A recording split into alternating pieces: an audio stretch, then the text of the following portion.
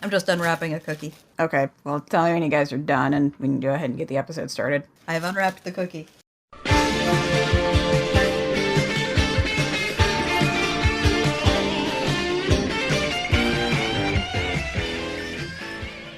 Hey there, Internet. I'm Annie. I got a mouthful of cookie.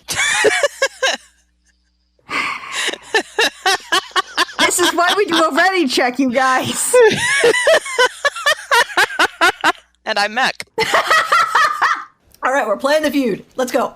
And this is the Gem Jam, where we do an episode-by-episode recap of the 1980s cartoon Gem and the Holograms, because it is truly outrageous, and it truly, it respects Mexico. The same way that the greasy guy who comes into your game store every once in a while respects women. That's damning. All right, this is Season 2, Episode 8, also known as Episode 35, Aztec Enchantment. This episode was written by Misty Stewart Taggart. I had to look her up. She's a new writer for the show so far. She has one other episode, which is Trick or Tech Rat. Yes! The Halloween episode, which is great. She's also written for a smattering of other cartoons, like Teenage Mutant Ninja Turtles, He-Man, the other He-Man in space that we don't like to talk about. She also wrote the stories for 2 of the 13 episodes of the 13 Ghosts of Scooby-Doo, and I did the math, and that's about 15% of the whole series. That's a pretty good record for a Scooby-Doo series. I think what we can take from all of this is that she really likes ghosts. She does, you're right. We start with Rio. A familiar scene, Rio being an unlikable buffoon. An unlikable gorilla, in fact. Yeah, Rio's like standing behind like a gorilla, and the way that this gorilla's face is drawn, I feel like I should probably be offended on somebody's behalf, but I can't figure out whose. Yeah, he's making roar noises at Aja from behind this gorilla, and Aja's basically not having any time for his shenanigans. Yeah, thoroughly unimpressed with Rio's shenanigans was my exact note. Want a banana, Rio? Sigh. Rio's here. Why is everyone in Dr. Livingston outfits? I don't know! What are they? Where are they? Is this like a shop? I think it's like a sporting goods outfitter. Sporting goods stores carry pith helmets now? It's where you go pick up a Sherpa. It turns out that video is entering some international rock video competition, and no 2 tapes can be shot in the same place, so it's at most secret, but they're obviously going somewhere jungly because they're wearing the safari outfits. And we learn this because Lindsay pops up into the shot like some kind of whack-a-mole. And I gotta say, like, can Lindsay and Video just interact more often? Because I feel like they have a really good energy going there together, and maybe Video could get over her hopeless crush on Gem that's definitely there. So just to double check, characters who have a hopeless crush on Gem, we're at 2 now, right? We definitely had Rhea. We've got Video. Let's see, Rio probably counts. There was Fitz.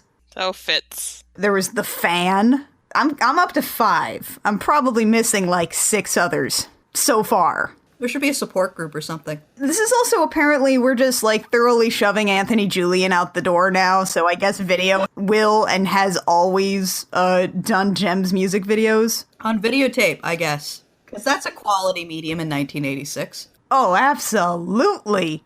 Dear kids, VHS is terrible.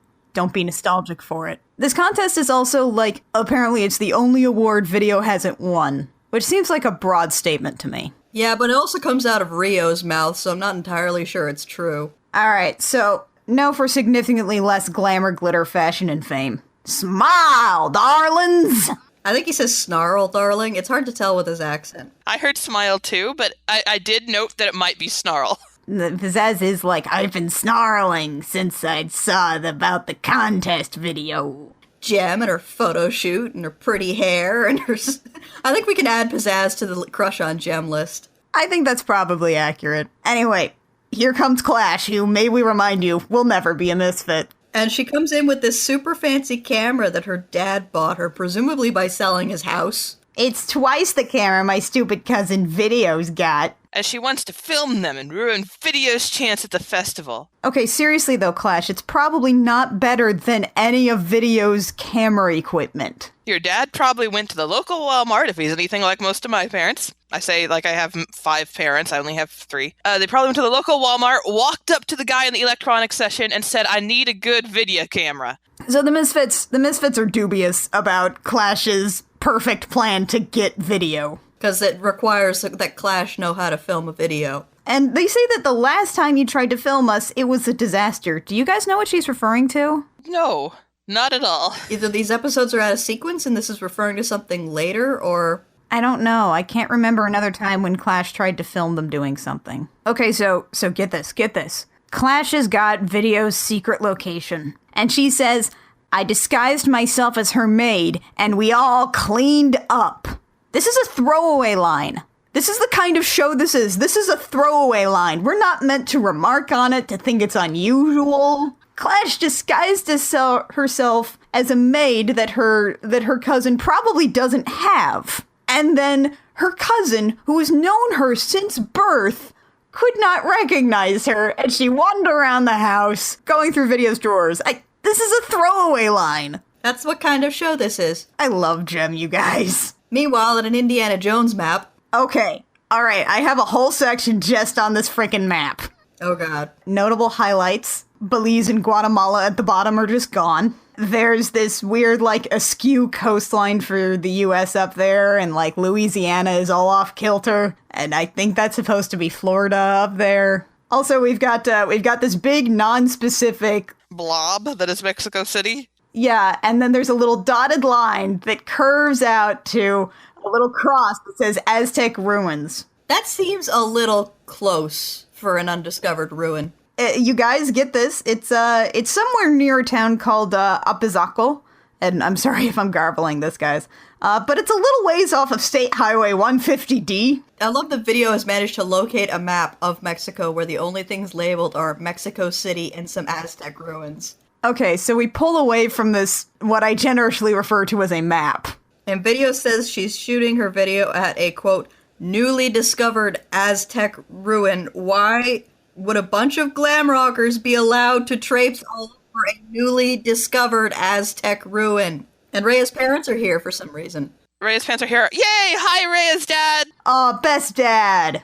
They're worried about her going to Mexico, but Rhea will have none of it since they told her so much about it and she wants to see her heritage. Right, Rhea's never been to Mexico before, so this, she says, is her first chance, which seems a little weird, that her first chance to go to Mexico as what is probably an 18-year-old woman at the outlier. This is her first chance to go with a bunch of glam rockers. And then we also have this thing where, Rhea's parents are really worried because, this isn't a jungle. You've been in SoCal for your entire life. This doesn't seem advisable. And Rio says, don't worry, Video's hired the best guide available. And of course, I'll be there. Oh, Rio. And then JEM pops in with, despite that, we'll be just fine. Sparkle burn!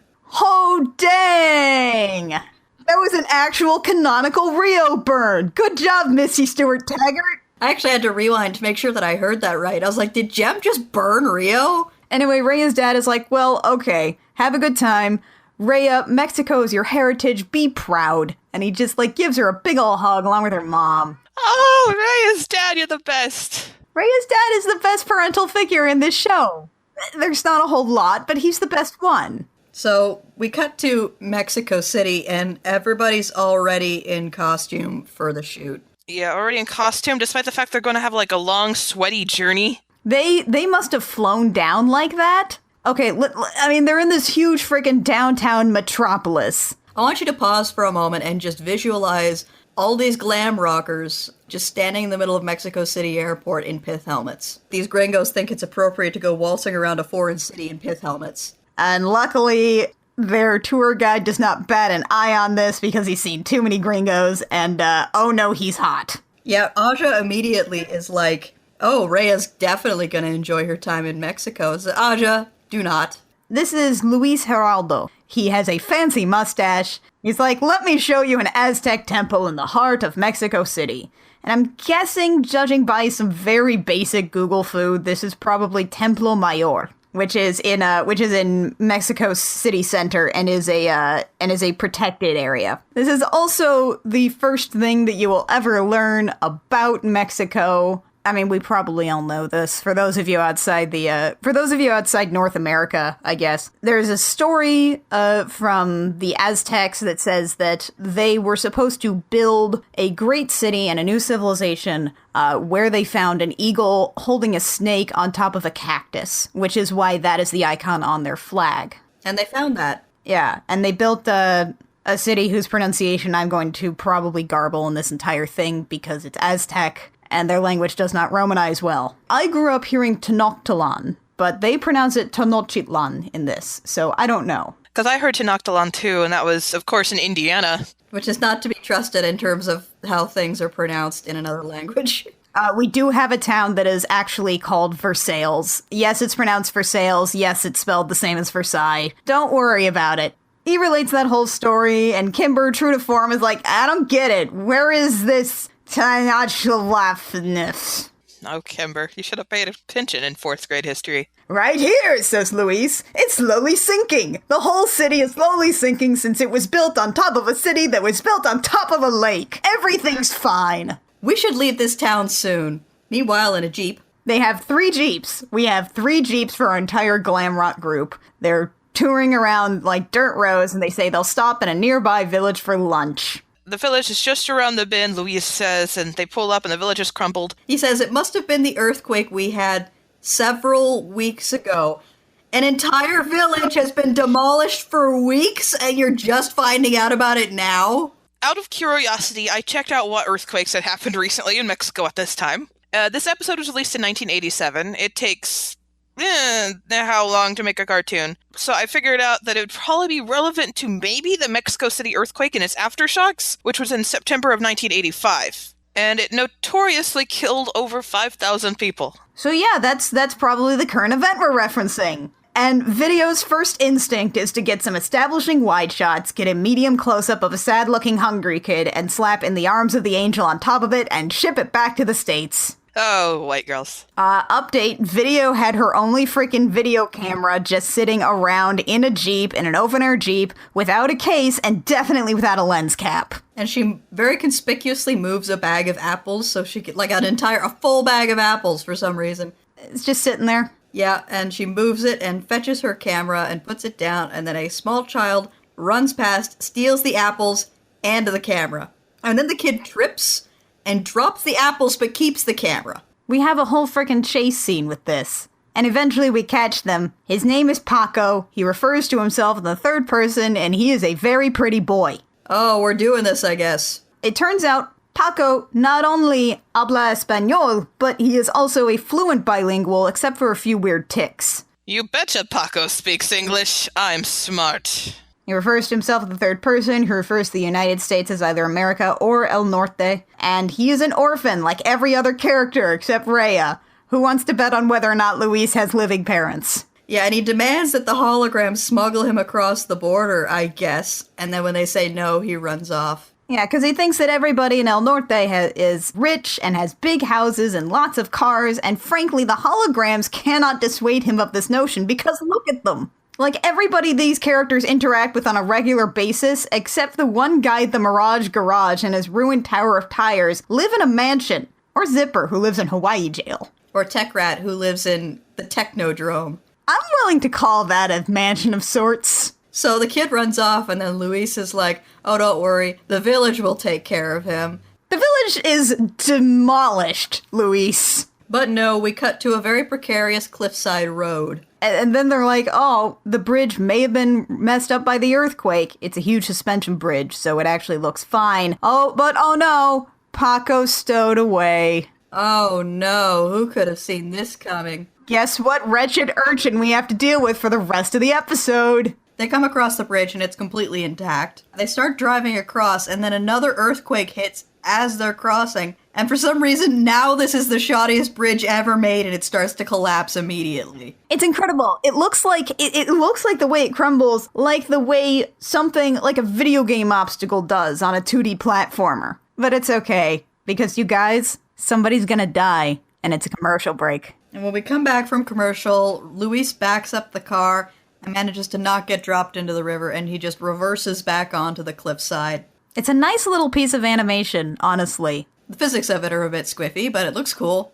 Exactly. Anyway, so they think they're pretty much stuck, that they're not going to be able to get to these ruins at all. But here comes a helicopter. Oh, so they get out and they start waving at the helicopter for help, but Rio is the first to be like, you're not going to believe this. It's Clash and the Misfits. Even the holograms don't count Clash as a real misfit. And Paco says he knows another way to the ruins, despite the fact that he has never been there. Yeah, because the Misfits are sure as heck not going to be any help for them. And while they all follow Paco, Pizzazz says, let's go back and buzz them one more time. And I paused it here because Eric just has this expression on his face. Like he just swallowed his stomach and he's feebly reaching for the controls before Pizzazz can do what she does and wreck everything. And then Pizzazz does what she does and wrecks everything. So Paco leads them to another bridge. It is not as nice a bridge, but he says his grandfather helped fix it. Also, somehow it withstands the weight of the jeeps going across.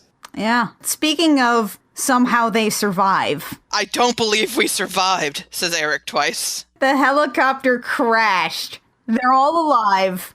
Eric doesn't believe it, and Clash is like, whatever, I still have this Indiana Jones map. Let's walk, bring the supplies. I guess actually seeing the helicopter crash wasn't in the budget for this episode. No. We're stars, not pack mules, shouts Pizzazz as they have to start walking to get towards where they want to go. Guess who is a pack mule, though? It's Eric and the nameless pilot. And Eric is like, why is there never ending quicksand when you need it? And I'm like, poor Eric. He wants to die so bad. He's at his lowest here. He is the most weary I have ever seen him, and he's in his tropical getaway t-shirt. Meanwhile, at the Aztec ruins located off of State Highway 150D. And I just want to point out that this episode is very much not going to talk about the human sacrifice thing, except for one notable occasion. Holy jeez, we're not going to talk about the ritual sacrificing. We don't even talk about the calendars. Yeah, for all that this episode is supposedly in love with Aztec culture, aside from, like, panning shots of ruins, we don't get a lot of Aztec culture. But we do get Video's explanation for why they get to do this. She says, I have a friend who makes documentary films for the Mexican government. He made it possible for us to be the very first to film this new discovery. That's not an explanation. Why is this allowed? Jem's the most famous person in the world, Kit. Jem won the Indy 500. Later, she's gonna find Shangri-La. Louis, he starts pointing things out and saying things like the Aztecs would gather in that square to dance and celebrate their gods. And then Kimber pipes up with, outrageous! No, Kimber. No. Be quiet, Kimber. Maybe if this was the road to El Dorado, Kimber. And Paco's like, why do you like Mexico so much? And they're like, why don't we tell you? In a song. And then they start Aztec Enchantment. None of the lyrics have anything to do with the Aztec. Yeah, they just like name drop it. I wanna fly, magic. None of this is Aztec. So I know we always have some confusion about whether or not the music videos are diegetic. Is this the music video that they came here to film? Because there's a whole lot of extras in there. Not only that, but we see them in completely different costumes when they're ostensibly filming the video later. We know that they're actually singing because somebody starts shouting from further inside the ruins saying, stop that racket. You're right. And Jem says, that wasn't ear-splitting noise. That was music. Potato, potato. Okay, so I had in my notes that this guy who walks out of here is named Dr. Balthazar, but I think it's Valdazar? It's Dr. Balthazar, a quote-unquote famous archaeologist. That Rhea recognizes on sight. Rhea, what's your inner life like? What are you into? I want to know more about this. Dr. Balthazar, being a voice of reason, doesn't want these glam rockers traipsing all over an undiscovered Aztec ruin. Also something treasure hunters. But Rio is like, we have permission from the government to be here. That is Rio's entire contribution to this conversation. Yeah, and they're like, we're filming tomorrow. Anyway, at some other ruins. Clash 1, you guys. They're looking at a pyramid and they're like, but video isn't here, so they must have found a different place where they can film. Eric wants to know what Video would want with some forbidden stink hole like this. Wow, Eric. Wow, Eric. Also, Pizzazz is like, if that cream puff gem can perform in this swamp, so can I. Roll 'em. And right after our first music video, we get our second music video. We got almost halfway into the episode before we had any music video. And now there's two within like 2 minutes. Welcome to the jungle where they've got fun and games. Nope. Different welcome to the jungle. Oh. I applaud your effort, though. This is the one that we last heard in Starbright Part 3 Rising Star. All the costumes are the same, and it's basically the same music video, except we don't have Pizzazz's little kick dance. Clash is really bad at filming, And they use an actual image of burning all the holograms at the stake. And the holograms are in Aztec costumes. Also, there's lots of shots of like them being attacked by snakes and stuff. Tons of snakes. Lots of different kinds of snakes. And also Clash hitting her camera in the same animation like 3 times. Yeah, Clash apparently never learned how to operate a video camera. But it's twice as fancy as videos. And honestly, where Aztec Enchantment just felt like they just kind of shoved the word Aztec onto a bunch of words that meant nothing, at least the Misfits reference jungles. Fair point. Meanwhile, at Video's video shoot, wow, that's a confusing sentence. Look at these frickin' costumes. Oh god, Jem has the biggest hat. They're all in like, we think this is what Aztecs wore outfits. Yeah. All I know is that I feel a little uncomfortable at all of this. And Paco is still demanding to be smuggled across the border. So Dr. Balthazar is like, be evil for me, son, and I will take you to America. Paco, goes to find Jem, and then he leads her along to show her something. It's a well. It's a well, a sacrificial well. So deep it is nearly bottomless, says Dr. Balthazar, and he says, take a closer look, and pushes her down a well. And that's our other commercial break. Memento mori, Pyar dolls, or Jem will die in the well. So, despite the fact that the sacrificial well is so deep that it's nearly bottomless, Jem does not die instantly upon hitting the water at the bottom. Also, sacrificial well? What? I don't think that's what they did. No, Aztec sacrifices were more public. We're not casting aspersions on, like, ancient civilization's practices of human sacrifice. We're just pointing out that they probably didn't do it this way. Yeah, in a well out back. If you're going to honor your god with a sacrifice, you don't do it in the well out back. So, Paco is like, well, hey, I, like, helped you with the evil thing. Can you take me to El Norte now? And the guy's like, I'll push you down a well. So Paco does the right thing. He goes to try and find the adults in the group, but they're gone. Yeah, they've wandered off because they're looking for Jem. In the temple that no one has thought to enter before today. And Louisa's like, I don't understand. Where are the treasures? What are the treasures? What are you talking about? I guess it's just assumed that an undiscovered Aztec ruin will have treasures in it. So, Balthazar has a truck. Yeah, and he's loading up the treasures into it. Whatever the treasures are, he has them. They're in great big crates, like Indiana Jones crates. Top men. They're gonna go sell those treasures to top men. Balthazar and his guys take off in the truck. Rio and Luis head him off the pass, make him crash. And that's pretty much, like, it for that scene, aside from, like, we have a little cut where Paco gets some danger-esque music while he throws a vine down to help Jem shimmy up. This so deep it is nearly bottomless well. The vine reaches all the way down. So, meanwhile, all the adults are interrogating Dr. Balthazar, and he's like, oh yes, I will take you to Jem, and I swear, I thought for a minute that his plan was, I'll push everybody down the well. All your problems go away down the bottomless well. I guess he does lead them down to a trap room where he locks them in, and it turns out the real Balthazar is locked in a cage. And he's like, I am Ramon Chavez, and you're gonna die here. He's got a great plan. He's just gonna lock these guys away in a room, and Olmec is going to open up the hidden temple so Jem and Paco, making up the Blue Barracudas, can go get the treasure at the end. And maybe win a sweet Casio keyboard while they're at it. And Jem and Paco start looking for the others, and we get another music video. Love will show the way. This is another new one. And it's basically Jem and Paco running around the set of a Mummy sequel. Or Legends of the Hidden Temple. I like to think Jem almost gets nabbed by the temple guards, but she had enough coins to, like, stave them off. They're really bad at figuring out the Shrine of the Silver Monkey. Jem keeps putting, like, the head first, and then Paco keeps slamming the butt on top of the monkey, and nobody knows what to do with the center. Also, there's a notable bit where Rio tries to punch his way out of the tomb. And there's also the Doctor Who scene with Rio on one side and Jem on the other, leaning against it. Oh, it's so romantic. Anyway, they finally find the tomb, and Paco tries to punch the evil archaeologist with his pretty baby boy hands, but they are no good. Also, Ramon Chavez is still hanging out outside of the tomb. I thought he would have left by now. You would think. Is he just gonna wait until they starve to death? Does he not know how death works? I mean, he thought that well was bottomless. So Jem suddenly remembers that this is actually a science fiction show, and synergy exists. We have frickin' holograms! Synergy, it's time for some ancient help!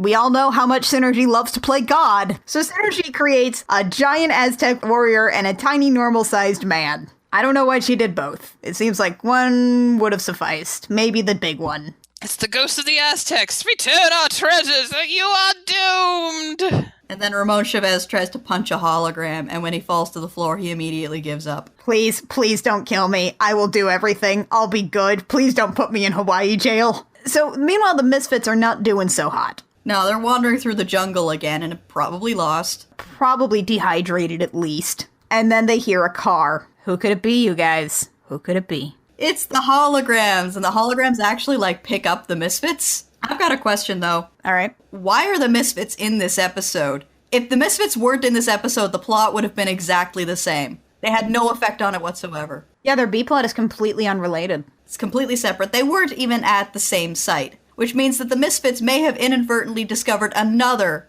Aztec temple and told nobody. There's not already an archaeology team there being like, who the hell are you? And this is not touched upon at all, the fact that they were at a completely different temple and may have been the first to be there. We cut back to the village, and Paco has decided to stay in Mexico because he suddenly loves his country. Yeah, and he suddenly loves engineering. They built things the Earth cannot break. I will go to school and build things that earthquakes cannot knock down. This would be a really cool character development for him if it had been built up to, at all throughout the episode. Yeah, you think maybe, throughout the episode, even just, one line about him commenting about how, wow, this is still here even with all these earthquakes. That would be something. But no, this is just right out of left field. Paco's like, I'm gonna be an architect because I love my country. That's neat. I like the idea of that. But you're right, the execution is just kind of what? The holograms were also going to ask permission for the government to take Paco to El Norte. Which I don't think that's how it goes. To be fair, they are the most popular band in the world, so I'm pretty sure they could get away with anything. Just stealing a Mexican child, sure. And then we cut to the music video contest, or the rock video contest. I'm not sure what the difference is.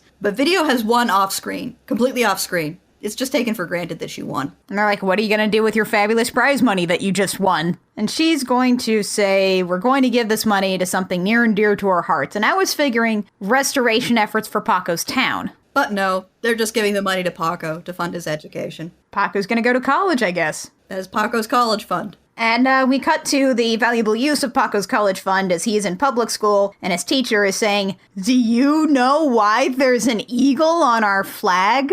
I get the feeling this is supposed to be a touching bookend to the story, but it doesn't really work. Yeah, because he wants to be an architect, and he looks out the window, and then he sees the eagle, and it's like, oh, I could build here and make great things, or something.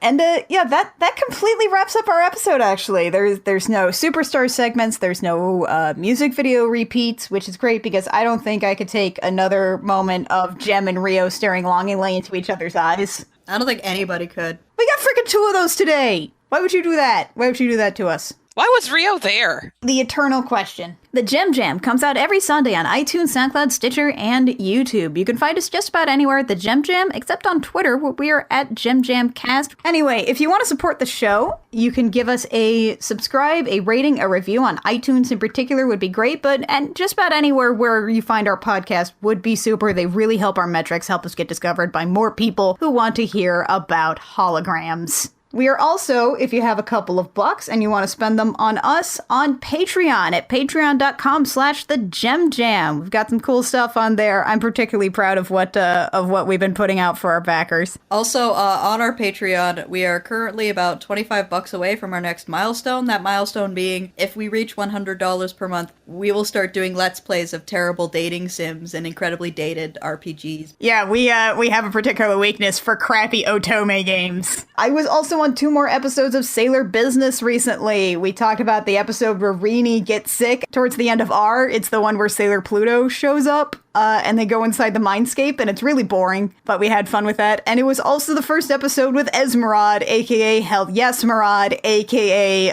one of the best villains in the show. And some people get turned into cakes. So if that's your thing, check out Sailor Business. Yeah, that is hosted by Jordan D. White and Chris Sims. They are some good folk. We've had Chris on here before. I think you guys might really like that. And yeah, I think that wraps it up for us. So until next time, dear listeners, I'm Annie. I'm Kit. And I'm Mac. And this has been the Gem Jam, where we remind you that he who hesitates is outrageous.